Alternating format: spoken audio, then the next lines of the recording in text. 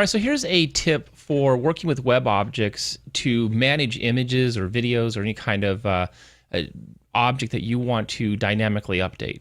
Now, it's really not maybe the ideal way of working with web objects, but let's say that you did have a course with a bunch of images, and maybe some of those images were being reused throughout the whole course, and for whatever reason you needed to update them and you didn't need to or didn't want to or couldn't go back into the course and make those updates. You could insert those as a web object. There's nothing wrong with doing that. Again, it's not really the typical use for a web object, but let me just show you what it looks like and then how that process would look like. So if I delete this, I'm just going to start really back at the beginning here. On the server, and I'm working with S3, but you might work with a regular FTP program, I just uploaded this image right here called image1, and I want to come in here and I'm just going to grab that URL right there. So that's the actual link or absolute URL to that link. Close, and I'll come back over here into Storyline and I'll just insert that image as a web object. Now, a lot of times you see web objects inserted, content more like bringing in websites or forums or wikis, but it doesn't matter. You could bring in an image and let those images be inserted as web objects. Click OK. It's going to probably fill up the whole slide, and I'll just position it somewhere around here. Again, just need to make sure that's the right size. So here's my first one. I want to test it, and then I'll show you how you can really just work with that and copy and paste it throughout the rest of your project. So there's that.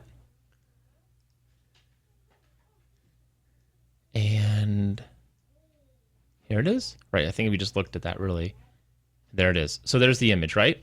Well, at this point, once I have that image sized up in the web object, I can copy this, move to different slides, paste it, move it around, and really do anything I want with it. And that is always going to call in that image1 image from the URL. So if I publish this again, what this enables me to do though is if I needed to make a quick change, a live change with that image, I could go and just overwrite that image on the server, and that would replace that image in the course. So here's what it looks like now. I think I added a few more slides over there, and so on, right? So just 3 random places. So if I wanted to update that, what does that look like? I can come back into my S3, and that was of the man, so I could delete that or overwrite it. And this time I'll bring in the image of the boy.